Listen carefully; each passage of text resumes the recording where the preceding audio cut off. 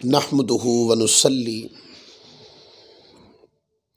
व नुसल्लिमु अला रसूलिहिल करीम। अम्मा बाद फ़अऊज़ु बिल्लाहि मिनश शैतानिर रजीम। बिस्मिल्लाहिर रहमानिर रहीम। या साहिबल जमाल व या सय्यिदल बशर मिन वजहिकल मुनीर लक़द नुव्विरल क़मर ला युमकिनुस सनाउ कमा कान हक़्क़ुहु बादस खुदा बुजुर्ग तुई क़िस्सा मुख्तसर व अहसनु मिन कलम तरक़त्तु ऐनी व अजमलु मिन कलम तलिद निसाउ खुलिक़्त मुबर्रअम मिन कुल्लि ऐब कअन्नका क़द खुलिक़्त कमा तशाउ बलगल उला बिकमालिही कशफ़द दुजा बिजमालिही हसनत जमीउ खिसालिही सल्लु अलैहि व आलिही अल्लाहुम्मा सल्लि व सल्लिम व बारिक अला सय्यिदिना व मौलाना मुहम्मद व बारिक व सल्लिम व सल्लु अलैहि। अल्लाह रब्बुल इज़्ज़त का शुक्र है कि जिसकी तौफ़ीक ने हमें अपने दर्स अदब के अंदर हाज़िर होने की तौफ़ीक दी है। इस तौफ़ीक पर, इस सआदत पर, इस खुशबख्ती पर हम अल्लाह का शुक्र अदा करते हैं। पिछले दर्स के अंदर मैंने अल अदबुल मुफ़रद का एक मुख्तसर सा तारुफ़ करवाया था और एक मुख्तसर सा तारुफ़ मैंने अदब की ज़रूरत के ऊपर किया था ताकि हम इस बात की शनासाई कर सकें कि अदब ज़िंदगी के अंदर कितना ज़रूरी है। और फिर मैंने आपको बताया कि इस किताब के दर्स देने का मकसद ही ये है ताकि ये चूँकि हमारा सिलसिला अदब है, ये शुरू ही रहेगा इंशाअल्लाह अज़्ज़ व जल। ये किताब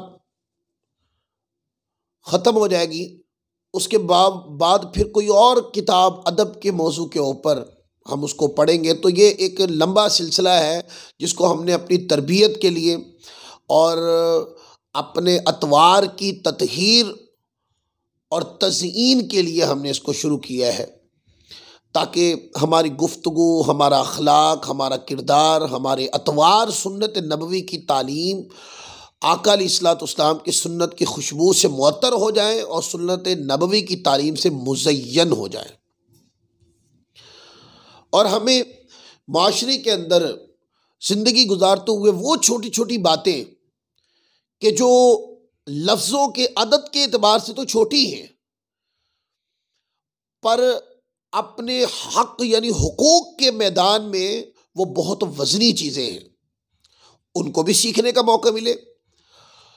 और फिर अखलाक माशरे के अंदर कितना ज़रूरी है और क्यों ज़रूरी है, माशरे को अच्छे अखलाक की कितनी ज़रूरत है, इस तरह के मुख्तलिफ़ मौज़ूआत के ऊपर रोशनी हम डालें ताकि हमें वो छोटी छोटी बातें जो असल में छोटी नहीं हैं लेकिन लोग उसको छोटा समझते हैं और छोटा समझ के लोग उसको बेमाना भी समझते हैं, तर्क भी कर देते हैं, जिसकी वजह से माशरे के अंदर एक मगरिबी कल्चर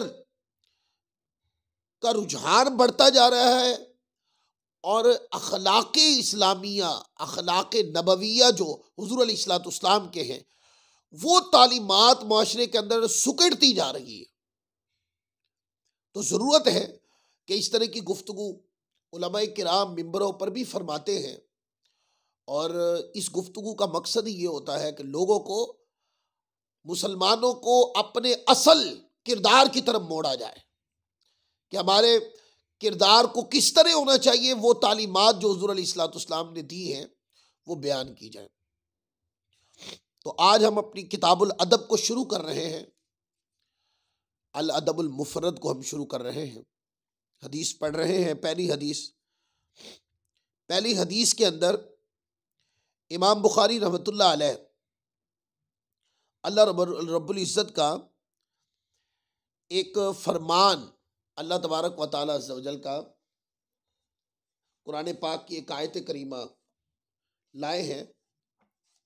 और ये जो आयत करीमा है ये पारा नंबर 20 में भी है, पारा नंबर 26 में भी ये आयत करीमा सूरतुल अहज़ाब पारा नंबर 21 में भी है, और इसी तरह अपना सूरतुल अहकाफ में भी इस तरह की आयत करीमा मौजूद है। आप तर्जमतुल बाब के अंदर फरमाते हैं ववस्सैनल इंसान बिवालिदैहि हुस्ना, ये पारा नंबर 20 सूरत अनकबूत के पहले रुकू में ये आयत करीमा है। अल्लाह ताला इरशाद फरमाता है और हमने इंसान को अपने वालिदैन के साथ नेक सलूक करने की वसीयत की है। और ये पूरी आयत करीमा इस तरीके से है ववस्सैनल इंसान बिवालिदैहि हुस्ना वइन जाहदाक लितुश्रिक बी मा लैसा लक बिही इल्मुन फला तुतिअहुमा इलय्या मरजिउकुम फउनब्बिउकुम बिमा कुंतुम तामलून। हमने, अब मैं उसका तर्जुमा कर देता हूं, हमने हर इंसान को ये मुअक्किद हुक्म फरमाया कि वो अपने वालिदैन के साथ नेक सलूक करे। अब ये सूरह अनकबूत में है। इसी तरह के लफ्ज जो हैं, यानी कि यही मफहूम, इसी तरह का हुक्म सूरत लुकमान की आयत नंबर 14 के अंदर भी मौजूद है। फिर सूरतुल अहज़ाब की आयत नंबर 72 के अंदर भी इस तरह का हुक्म मौजूद है। फिर इसी तरह सूरतुल अहकाफ पारा नंबर 26 जो है उसके अंदर भी इस तरह की आयत करीमा है, और जिसके अंदर बड़ी वजाहत के साथ मजमून आया है वालिदैन के साथ उसने सलूक करने का। वो पारा नंबर 15 के अंदर आयत करीमा है, उसके ऊपर भी हम गुफ्तगू करेंगे। मैं आयत करीमा पढ़ देता हूँ। वो सूरत बनी इसराइल की आयत नंबर 23 है। अल्लाह ताला फरमाता है वक़दा रब्बुका अल्ला ताबुदू इल्ला इय्याहु व बिल वालिदैनि इहसाना इम्मा यबलुगन्ना इंदकल किबरा अहदुहुमा औ किलाहुमा फला तकुल लहुमा उफ़्फ़िन वला तनहरहुमा वकुल लहुमा क़ौलन करीमा। ये कुरान मजीद में मुख्तलिफ जगहों के ऊपर और भी जगहों पर है। सराहतन जिन आयात में आया उनमें से कुछ आयतें मैंने आपके सामने पढ़ी। इमाम बुखारी रहमतुल्लाह अलैह बाप को बांधने के बाद, अब ये बात ज़हन में रख लें, जब भी अहादीस की कुतुब पढ़े तो जो मुहद्दिस है वो पहले एक हेडिंग लगाते हैं, एक सुर्खी लगाते हैं, और उसको फ़न्नी ज़ुबान में तर्जुमतुल बाब, उलमा उसको तर्जुमतुल बाब के साथ उसको मुआनवन करते। तर्जुमतुल बाब का मकसद ये होता है कि ये जो हेडिंग बाब की लगाई गई है, अब इमाम हदीस जो है वो इस उन्वान से अहादीस नीचे लाएंगे। तो इमाम बुखारी रहमतुल्लाह अलैह का जो तरतीब अबवाब है अल अदबुल मुफरद के अंदर वो सही बुखारी से मुख्तलिफ है। सही बुखारी शरीफ में तो इमाम बुखारी रहमतुल्लाह अलैह तर्जुमतुल बाब के अंदर अपना फ़िक़ही मज़हब बयान करते हैं, और एक जुज़वी सी मुनासबत भी किसी हदीस को हो ना तो वो नीचे अहादीस दर्ज कर देते हैं। और वहाँ पर फिर उलमा बहुत जगहों पे इख्तलाफ भी करते हैं कि इमाम बुखारी ने तर्जुमतुल बाब में अपना फ़िक़ही मज़हब बयान तो किया, पर नीचे हदीसुल बाब में वो दलालत साबित नहीं है, या दलालत जो है ना वो ज़्यादा सराहत से वाज़े नहीं है। ये एक बहस है। हदीस बुखारी यानी सही बुखारी पढ़ने पढ़ाने वाले उलमा किराम जानते हैं इस बात को। लेकिन जब आप अल अदबुल मुफरद को पढ़ते हैं तो अल अदबुल मुफरद में वो चीज़ नहीं। अल अदबुल मुफरद के अंदर इमाम बुखारी रहमतुल्लाह अलैह जो तर्जुमतुल बाब बांधते हैं उसके नीचे जो हदीस होती है अक्सर अहादीस में सराहत तर्जुमतुल बाब में जो बयान किया होता है वो अहादीस में उसकी सराहत आ जाती है। इसलिए कि इमाम बुखारी रहमतुल्लाह अलैह अल अदबुल मुफरद में तर्जुमतुल बाब जो है उनके अंदर ज्यादातर फिकी मजहब बयान नहीं करते। इस चीज का एहतमाम उन्होंने बुखारी शरीफ में किया है। लिहाजा जब भी आप सही बुखारी को और इमाम बुखारी रहमतुल्लाह अलैह की अल अदबुल मुफरद को पढ़ेंगे तो आपको ये दो चीजें आपको जुदा जुदा नजर आएंगी। इमाम बुखारी रहमतुल्लाह अलैह, अब वो पूरी सनद उन्होंने लिखी है, लेकिन मैं मतन को जरा मुख्तसर अंदाज में पढ़ने की कोशिश करूंगा ताकि ज्यादा से ज्यादा अहादीस हम अपनी नजर से गुजारें, ज्यादा से ज्यादा हदीस पढ़ी जाए। ये बात ज़हन में रख लें कि सबसे पहली रिवायत अल अदबुल मुफरद के अंदर हजरत अब्दुल्ला बिन मसऊद रज़ी अल्लाह ताला अन्हु से रिवायत है कि फ़िक़्ह हनफी के दलाइल जिस सहाबी रज़ी अल्लाह ताला से ज़्यादा मिलते हैं वो हजरत अब्दुल्ला बिन मसऊद है। तो इमाम बुखारी रहमतुल्लाह अलैह अपनी अल अदबुल मुफरद को हजरत अब्दुल्ला बिन मसऊद रज़ी अल्लाह ताला अन्हु की रिवायत से शुरू करते हैं। और रिवायत चूंकि ऊपर तर्जुमतुल बाब में वालिदैन के साथ उसने सलूक करने की बात है, तो आप इसी उन्वान से नीचे इमाम बुखारी रहमतुल्लाह अलैह हदीस लाएंगे। हदीस ये है कि हजरत अब्दुल्ला बिन मसऊद रज़ियल्लाहु ताला अन्हु ने हुज़ूर अलैहिस्सलातु वस्सलाम की बारगाह में कुछ सवाल किया। सवाल क्या किया? हजरत अब्दुल्ला बिन मसऊद रज़ियल्लाहु ताला अन्हु ने आका अलैहिस्सलातु वस्सलाम की, हुज़ूर अलैहिस्सलातु वस्सलाम मौजूद थे और हजरत अब्दुल्ला बिन मसऊद रज़ियल्लाहु ताला अन्हु ने सवाल की सूरत में आका अलैहिस्सलातु वस्सलाम से कोई बातें पूछी। सवाल किया तो आका अलैहिस्सलातु वस्सलाम ने उसके जवाब के अंदर इरशाद फरमाया।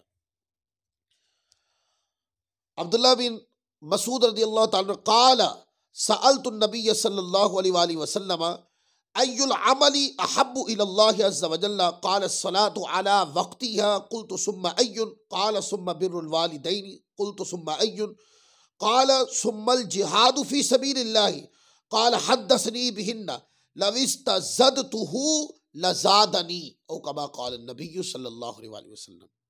अब चूंकि मैंने आपको ये भी कहा था कि मैं 7 सियासिता के हवाले भी तखरीज उससे निकाल कर सियासिता के हवाले भी देता जाऊंगा, तो ये जो रिवायत है इमाम बुखारी रहमतुल्लाह अलैह ने इसको लिखा है। इसका पहले तर्जुमा करते हैं, फिर इंशाअल्लाह इसकी तखरीज भी बताता हूँ कि किस किस इमाम ने इसको लिखा है। हज़रत अब्दुल्ला बिन मसऊद रज़ियल्लाहु ताला अन्हु ने हुज़ूर अलैहिस्सलातु वस्सलाम से सवाल पूछा तो आका अलैहिस्सलातु वस्सलाम ने उस सवाल का जवाब अर्ज किया। हुजूर नबी करीम सल्लल्लाहु अलैहि वसल्लम से सवाल किया अब्दुल्ला बिन मसऊद ने कि अल्लाह अज़्ज़ा वजल की बारगाह में सबसे ज्यादा पसंदीदा अमल क्या है? आप सल्लल्लाहु अलैहि वसल्लम ने फरमाया कि नमाज को उसके वक्त पर अदा करना। मैंने अर्ज की कि इसके बाद फिर कौन सा? तो आका अलैहिस्सलातु वस्सलाम ने फरमाया कि वालिदैन के साथ नेक सलूक करने का, हुस्ने सलूक, जैसे तर्जुमतुल बाब में। अब ये जो जुजिया है ये तर्जुमतुल बाब के साथ मुनासबत है, और चूंकि मुनासबत जो है वो बड़ी कवी मुनासबत है, इसलिए तो कहा कि दूसरा ये कि वालिदैन के साथ नेक सलूक करना। मैंने अर्ज की फिर कौन सा? आपने फरमाया कि फिर अल्लाह की राह में जिहाद करना। आपने फरमाया कि फिर अल्लाह की राह में जिहाद करना। अब्दुल्ला बिन मसऊद रज़ियल्लाहु ताला फरमाते हैं, उन्होंने फरमाया कि आप सल्लल्लाहु अलैहि वसल्लम ने मुझसे यही बयान फरमाया, अगर मैं मजीद सवाल करता तो हुज़ूर अलैहिस्सलातु वस्सलाम मजीद इरशाद फरमाते। अब ये रिवायत जो है, इस रिवायत में सबसे पहली बात देखें, जब रिवायत पढ़े तो उलमाए किराम इस अंदाज में रिवायत के मफहूम को बयान फरमाते हैं। पहला सवाल पूछा कि आका अलैहिस्सलातु वस्सलाम से अल्लाह अज़्ज़ा वजल की बारगाह में सबसे पसंदीदा अमल क्या है? तो आका अलैहिस्सलातु वस्सलाम ने अल्लाह की इबादत को जिक्र कर दिया।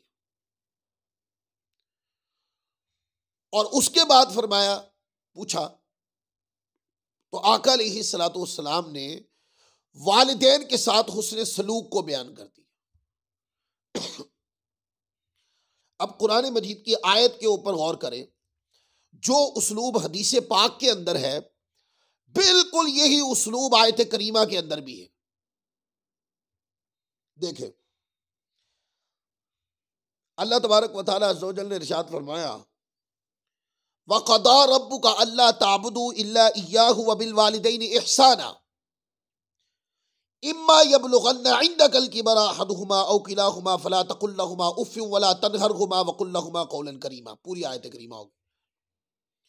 आप सिर्फ इतने लफ्ज का तर्जुमा सुने, फिर हम गुफ्तगू करते हैं। वक़दा रब्बुका अल्ला ताबुदू इल्ला इय्याहु व बिल वालिदैनि इहसाना, और तुम्हारे रब ने यह हुक्म फरमाया कि तुम उनके अलावा किसी की इबादत ना करो और माँ बाप के साथ नेकी करो। और फिर आगे पूरी आयत करीमा है।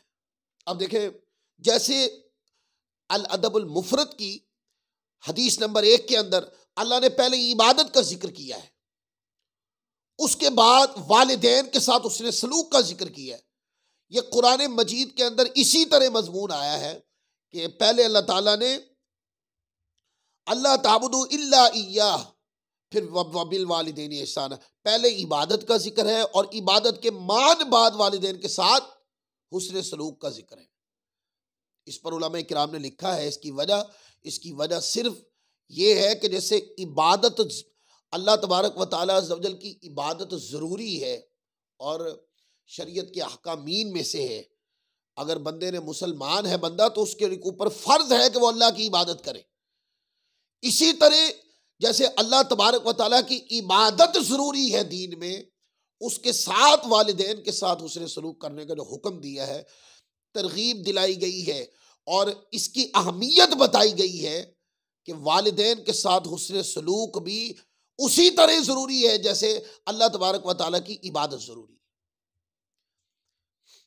इसे लोग वालिदैन के साथ हुस्न सलूक करने की अहमियत के ऊपर गौर करें कि कितना जरूरी है। फिर उसके बाद पूछा तो कहा कि फिर तीसरे नंबर के ऊपर फरमाया कि अल्लाह की राह में जिहाद करना। यह रिवायत जो है अल अदबुल मुफरद के अंदर तो पहले नंबर पर है। जब आप सही बुखारी शरीफ खोलते हैं तो यही एक जो हमने हदीस पढ़ी है, ये हदीस सही बुखारी में 3 मुकाम पे आई। 527 के ऊपर भी यही मजमून है सही बुखारी में, 2782 के ऊपर भी यही मजमून है, फिर 5970 के ऊपर भी यही मजमून है। सही बुखारी में ये रिवायत इस मौजू की ये 3 बार आई है। फिर सही मुस्लिम में आ जाए, सही मुस्लिम में ये रिवायत 1 बार आई है और हदीस नंबर 85 उठा के पढ़े। सुनन तिरमिज़ी के अंदर ये 2 बार आई है, हदीस नंबर 173 और दूसरे नंबर पर 1898 के ऊपर यह हदीस आई है।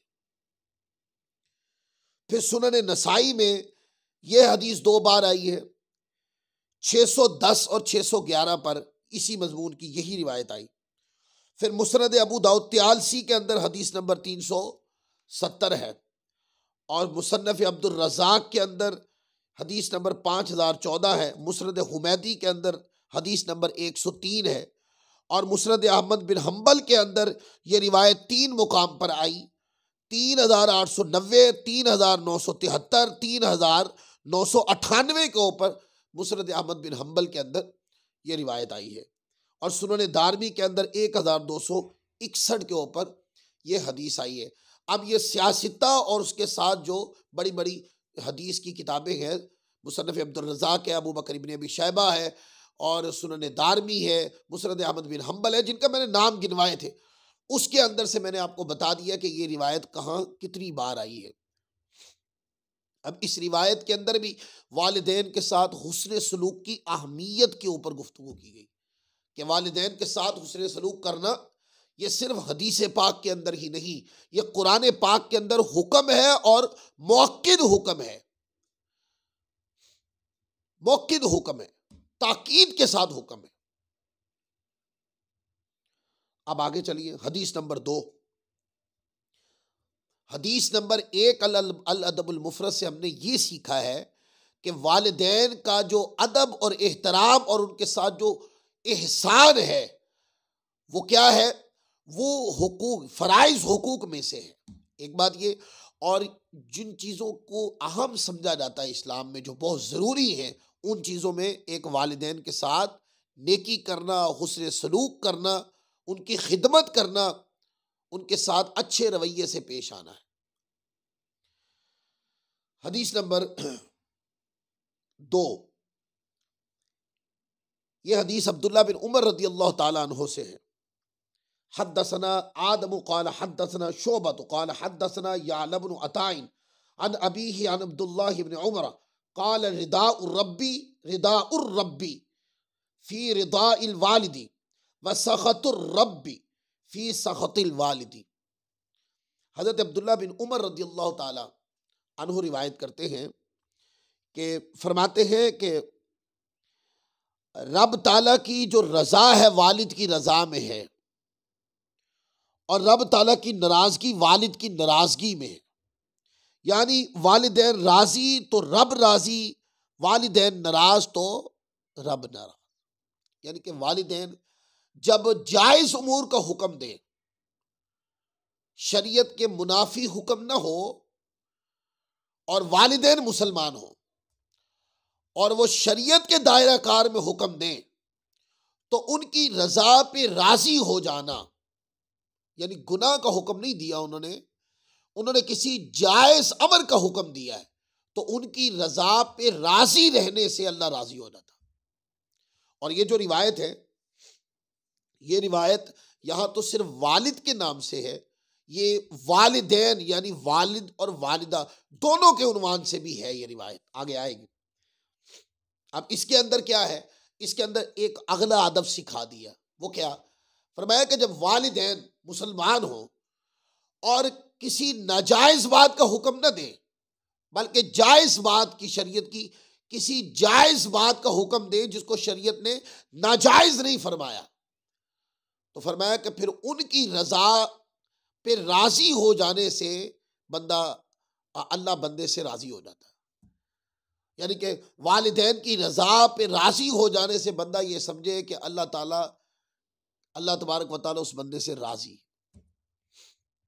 अब दो बातें होगी, एक तो वालिदैन के साथ हुस्न सलूक करना शरीयत के जो अहम उमूर है उनमें से है, और दूसरा ये कि जब वालिदैन किसी जायज बात का हुक्म दे, मुसलमान हो और जायज बात का हुक्म दे जो शरीयत से टकराती ना हो, जो गुनाह ना हो, जो हराम ना हो, अल्लाह तबारक व तआला के फरमान के खिलाफ ना हो, रसूल पाक सल्लल्लाहु अलैहि वसल्लम के बताए हुए अहकामीर और सुन्नत नबवी के खिलाफ ना हो, एक जायज बात बताएं, तो उनकी रजा पर राजी हो जाने से बंदे से खुदा राजी हो जाता है। इस रिवायत को अल अदबुल मुफरद में, ये रिवायत नंबर 2 है। इमाम तिरमिजी इसको सुनन तिरमिजी के अंदर 1899 नंबर पर, सही इब्ने हिब्बान में अल्लामा इब्ने हिब्बान अपनी सही में 429 नंबर पे हदीस पे ये लाए, और इसी तरह इमाम तिरमिजी इसको अपनी अल इलल में भी लाए, हदीस नंबर 579। तो अब इससे हमें दूसरा अदब सीखने को मिला। वो क्या, कि जब वालिदैन किसी जायज उमूर में से किसी जायज अमर की बात करें जो गुनाह ना हो, नाफरमानी ना हो, अल्लाह के हुक्म और रसूल पाक के बताए हुए अहकामीन के खिलाफ ना हो, सुन्नत नबवी के खिलाफ ना हो, कोई जायज अमर की बात करें, वालिदैन मुसलमान हो, तो उनकी बात पर अमल करना, उनकी रजा पे राजी हो जाना, तबीयत ना भी मानती हो फिर भी अपनी तबीयत को बाले ताक रख के वालिदैन की साथ उनकी रजा पे राजी हो जाना, इससे क्या होता है, कहा कि उस बंदे से अल्लाह राजी हो जाता है। एक हदीस में है वालिदैन का जिक्र, और एक हदीस में है सिर्फ वालिद का जिक्र, कि वालिद की रजा रब की रजा है। इसलिए कि जो वालिद होता है वो अपनी औलाद का कभी बुरा नहीं सोचता है। वालिद मुसलमान है, वो कभी नहीं चाहेगा कि मेरी औलाद नाफरमान हो जाए, मेरी औलाद दुनिया के बुरे रास्ते पे जाए। वो अपनी औलाद की अच्छी तरबियत करता है। वालिद जो होता है वो अपनी औलाद को नेक बनाने की हत्तल इम्कान कोशिश करता है। लिहाजा जब वालिद किसी रजा का इजहार करे और वो जायज अमर में से हो तो उसकी रजा पे राजी हो जाए।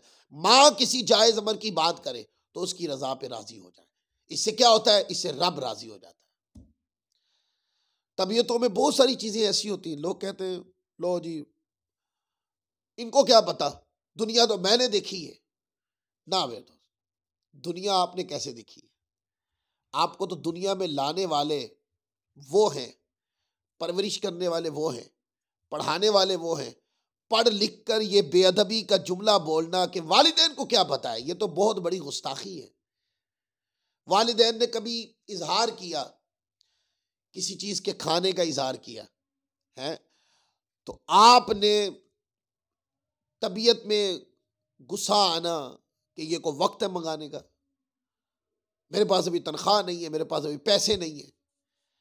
तो इस अंदाज में नहीं, वालिदा ने खाने के लिए, पहनने के लिए, कपड़े के लिए पैसे तलब कर लिए, घर के किसी काम के लिए या कोई और रजा के लिए अपनी रजा का इजहार किया, तो उनको कमजोर जुमले बोलकर उनकी तरफ हकारत मंसूब न करें।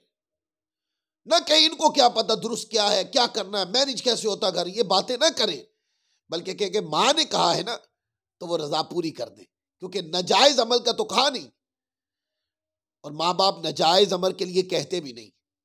लिहाजा अगर कहें तो पूरा कर दे और पूरा अमल उनका करके जायज अमल में उनकी रजा पे राजी होकर कभी बैठे तो फिर सोचा करें कि मेरा रब राजी हो गया होगा, क्यों मैं अपने वालिदैन की बात के हुक्म के मुताबिक अमल जो कर आया हूं। इसी तरह हदीस नंबर 3, इसके ऊपर इमाम बुखारी रहमतुल्लाह अलैह ने एक बाब बांधा है, बाबू बिर्रिल उम्मी। इसके अंदर कहते हैं माँ के साथ नेकी करने का बयान, और इसके नीचे फिर वो हदीस लाए हैं, हद्दसना अबू आसिमिन अन बहस इब्न हकीमिन अन अबीही अन जद्दीही कुल्तु या रसूलल्लाह सल्लल्लाहु अलैहि वसल्लम मन अबर्रु क़ाल उम्मका कुल्तु मन अबर्रु क़ाल उम्मका कुल्तु मन अबर्रु क़ाल उम्मका कुल्तु मन अबर्रु क़ाल अबाका सुम्मल अक़रबा फल अक़रबा। आका अलैहिस्सलाम ने इरशाद फरमाया, जिसको हजरत बहस बिन हकीम रज़ियल्लाहु ताला अपने वालिद से, वो उनके दादा से रिवायत करते हैं कि मैंने अर्ज की या रसूल अल्लाह सल्लल्लाहु अलैहि वसल्लम, मैं किससे नेक सलूक करूं? तो आप सल्लल्लाहु अलैहि वसल्लम ने फरमाया कि अपनी माँ से। मैंने दोबारा अर्ज की कि मैं किससे नेक सलूक करूं? दूसरी बार आकल इस्लाम फरमाया कि अपनी माँ से। मैंने तीसरी बार अर्ज की मैं किससे नेक सलूक करूं? आपने फरमाया कि अपनी माँ से। अब मैंने चौथी बार अर्ज की कि मैं किससे नेक सलूक करूं? तो आपने फरमाया कि अपने बाप से, फिर जो इसके ज्यादा करीब हो, फिर जो इसके ज्यादा करीब हो, यानी दीगर रिश्तेदार। अब इस हदीस पाक को समझने की कोशिश करें। बाप का एक रोब होता है, एक दबदबा होता है औलाद पर, बेटियों पर भी, बेटों पर भी। तो बाप की आगे नाफरमानी बंदा जल्दी से करता नहीं है। बाप कोई काम कहता है तो बंदा, चूंकि बाप होता है और डर से बंदा काम कर लेता है, और माँ अमूमन बाप से कमजोर होती है, और माँ कोई काम कहे तो बंदा लापरवाही ज्यादा कर जाता है। तो इसलिए फरमाया कि माँ हुस्ने सलूक करो माँ के साथ, यानी माँ जब कोई काम कहे तो फौरन करो, माँ पे तकलीफ आए तो फौरन करो। एक इसकी वजह ये है। एक वजह और भी है, वो कैसे? अगर माँ फौत हो जाए ना और बाप अकेला हो, तो बाप सख्ती करके भी किसी बात पे अमल करवा लेता है, और बाप मर जाए तो माँ जो होती है वो औलाद के ऊपर वो सख्ती नहीं कर सकती, या बाप से माँ अपनी औलाद से बात मनवा नहीं सकती, क्योंकि कल्बी तौर पे कमजोर होती है, जिस्मी तौर पे कमजोर होती है, जबकि उसकी खिदमात इतनी ज्यादा है कि जो हाथे में नहीं आती। इसलिए फरमाया कि हुस्ने सलूक करो, फरमाया माँ से, दूसरी बार का फिर माँ से, तीसरी बार फिर माँ से हुस्ने सलूक करो, और चौथी बार बाप से। अब इसका मतलब ये नहीं है कि माँ से हुस्ने सलूक ज्यादा करो, बाप से कम करो, नहीं। इसका मतलब ये है कि बाप से भी हुस्ने सलूक करो और माँ से भी हुस्ने सलूक कम ना करो, क्योंकि मुआशरे में माँ से हुस्ने सलूक के एतबार से चूंकि वो जिस्मी तौर पर कमजोर होती है और दिली तौर पर भी कमजोर होती है, नरम गोशेवरी होती है माँ, इसलिए उनको दबा दिया जाता है। इसलिए आकर इस्लाम ने जोर दे के फरमाया कि माँ की करो। फिर पूछा किसके साथ, फरमाया माँ के साथ उसने सलूक करो, और चौथे नंबर पर फरमाया कि बाप के साथ उसने सलूक करो। लिहाजा कायदा समझ अदब यह है कि माँ और बाप की नाफरमानी एक ही तरह की नाफरमानी। जिसने माँ की नाफरमानी की और बाप की नाफरमानी की, तो नाफरमानी में दोनों नाफरमानी एक वजन की। तो तरगीब में माँ के साथ उसने सलूक के ऊपर जोर सिर्फ इस वजह से दिया कि माँ जिस्मी तौर पे कमजोर होती है। अगर माँ फौत हो जाए, बाप जिंदा हो, औलाद साथ ना दे, तो बाप बाहर जाके कमा भी सकता है और अपने रिस्क रोजी का बंदोबस्त करता है। और माँ, अगर बाप फौत हो गया और माँ बाहर जाके कमा नहीं सकती और जिस्मी तौर पे भी कमजोर होती है, कल्बी तौर पे भी कमजोर होती है, उसकी खिदमात छोटी नहीं होती। इसलिए फरमाया कि माँ के ऊपर जोर दिया कि हुस्ने सलूक करो इसके साथ। और फिर एक और भी वजह है कि माँ चूंकि औलाद की खातिर ज्यादा मुशक्कतें बर्दाश्त करती है, इस वजह से औलाद के साथ ताल्लुक ज्यादा होता है। बाप सुबह घर से कमाने के लिए चला जाता है, तो माँ सारा दिन औलाद के गिर्द घूमती रहती है, उनकी खिदमात करती है और अहल खाना की खिदमात करती हैं, घर को संभालती है। इस वजह से भी कहा, चूंकि औलाद का ताल्लुक और औलाद का उठना बैठना ज्यादा माँ के साथ होता है, तो ये गोशा है जिससे नाफरमानी ज्यादा हो सकती है। इस वजह से फरमाया कि उनसे हुस्ने सलूक ज्यादा करो। और फिर फरमाया बाप से करो। अब देखे ना, अगर आप खिदमात को देखें तो खिदमात तो दोनों की छोटी नहीं है। बाप की खिदमत, माँ की खिदमात, माँ 9 महीने रहम में रख के अपने खून से सींचती है, फिर वज़े हमल के वक्त जो तकलीफें माँ बर्दाश्त करती है, ये एक सोचने की बात है। और फिर छोटी उम्र से लेकर बड़ा होने तक माँ पालती है, खुराक का ख्याल रखती, कपड़ों का ख्याल रखती, हर चीज। अब पलट के दूसरी तरफ आ जाए, बाप को देख ले। बाप अपने बच्चों के खाने पीने के लिए जब बाहर निकलता है, तो बाहर से कमा के लेके आना पता कितना मुश्किल काम है। घर में घर वालों की सुननी पड़ती है और वो बातें घर में रह जाती हैं, और जो बाहर से ताने सुनने पड़ते हैं उसको बर्दाश्त करना बहुत मुश्किल है। वालिद घर से बाहर गया, कमाने गया, वहां बुरी बातें, हत्ता के लोग गालियां भी सुनी, और जहां से भी जिस तरह की भी मुशक्कत रोजाना की उठानी पड़ी, गालियां, तकलीफें, परेशानियां, सौबतें बर्दाश्त करके बाप अपने घर में कमा के लेके आता है, ताकि बच्चे भी खाएं और बच्चों की माँ भी खाए। तो खिदमात को आप देखेंगे तो खिदमात दोनों की छोटी नहीं। और यहां पर एक नसीहत करना चाहूंगा, वो लोग आज सिर्फ माँ का तज़किरा करते हैं, लोग मनकबत पढ़ते हैं तो सिर्फ माँ का तज़किरा करते हैं, और बाप के ऊपर लोग मनकबत ही नहीं पढ़ते। उन लोगों से मैं पूछता हूं कि कुरान मजीद में क्या सिर्फ माँ की शान ही बयान हुई है? हदीस पाक में सिर्फ माँ की शान ही बयान हुई है? या औलाद जो है वो सिर्फ माँ ने पैदा की है, या बाप का भी कोई किरदार है? अगर माँ अपनी औलाद को खून से सींचती है, तो बाप भी तो औलाद की खातिर जिंदगी में पसीना बहाता है।